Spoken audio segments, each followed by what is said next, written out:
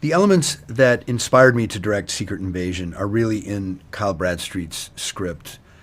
In the very first few pages, you discover themes of mistrust and paranoia and suspicion.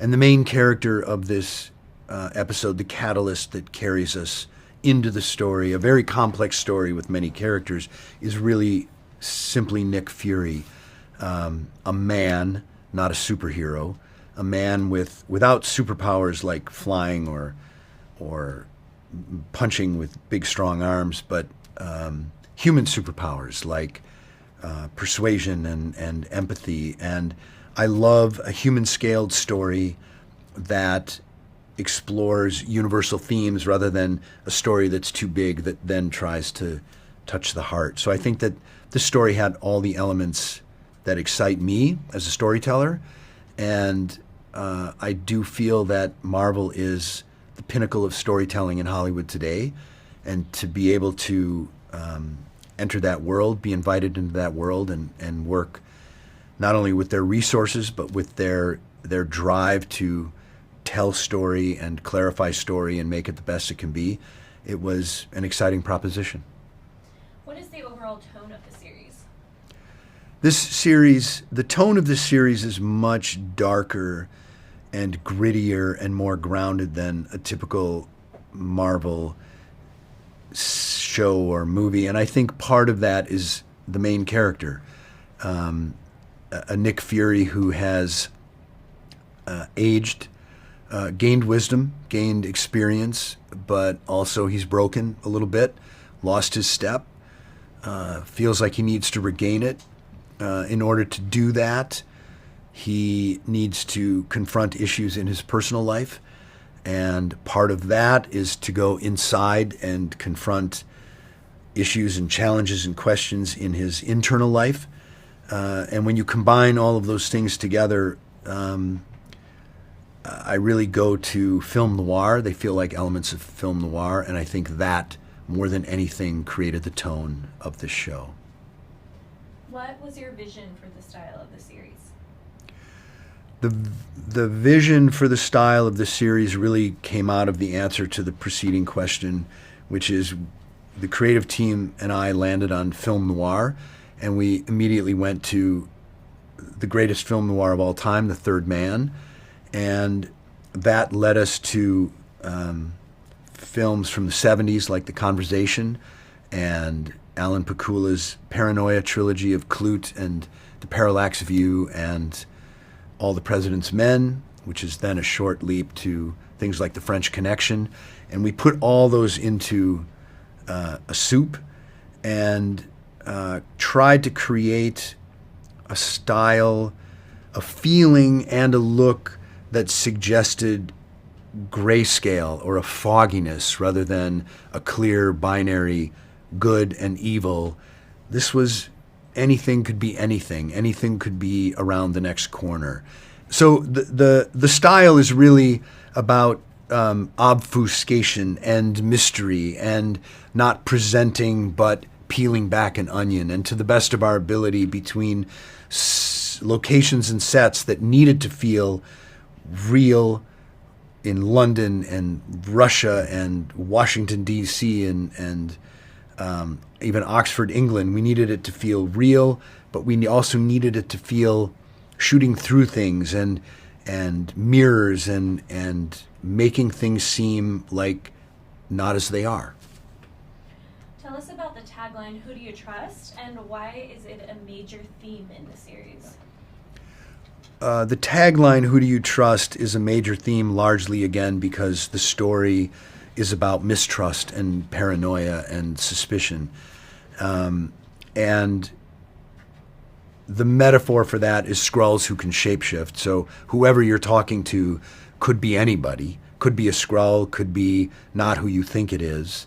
And it's a little bit like an unreliable narrator, except I do believe that Nick Fury is always a reliable and steady narrator, even if he's a little on his back foot. And I think that his best friend Talos is always a reliable narrator.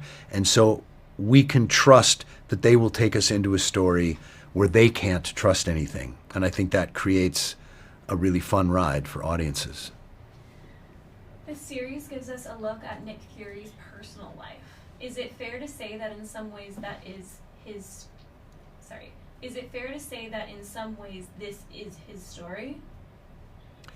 Well, I think he is the catalyst that brings us into a far more complex story with many, many characters, each of whom has an interesting arc and an interesting personal life and an interesting emotional truth.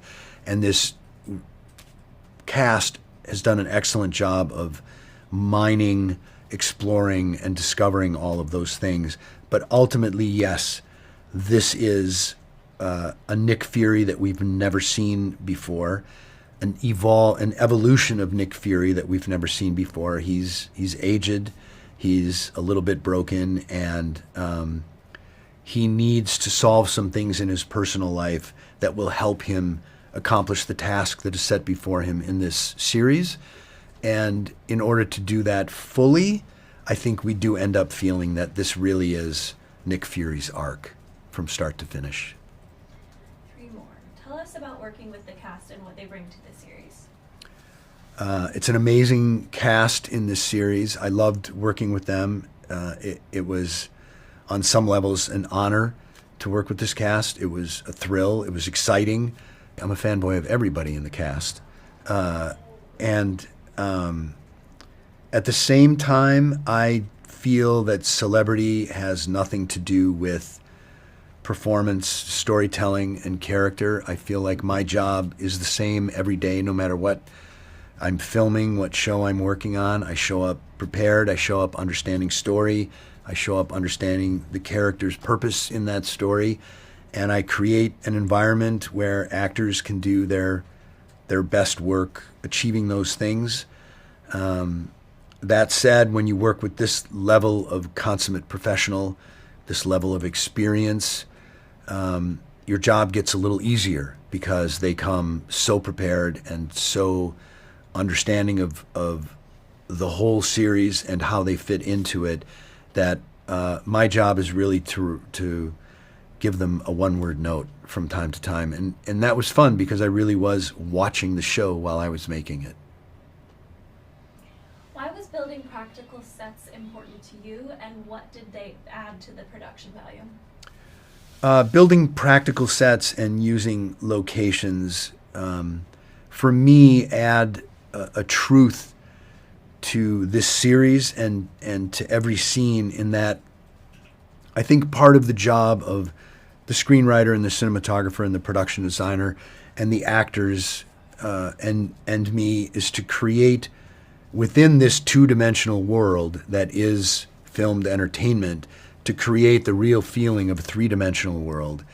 And I think that blue screen environments, CGI environments are incredible and have accomplished a lot, but ultimately you're shooting two human beings in a blue room, which there's always something missing for them. They're not connecting as deep to the emotional level as they could because they're not in a real environment. So I think creating real environments helps performance, helps emotional truth, helps everything that really resonates with audiences who watch this show. And lastly, what do you hope viewers will experience when they watch Secret Invasion? I hope that viewers will experience thrills and chills and satisfaction. I hope that there are elements of the show that they can take with them from their heart that will move to their head and make them think about the world we live in a different way, make them think about the themes of mistrust and paranoia and suspicion, and maybe change the world we live in today for the better.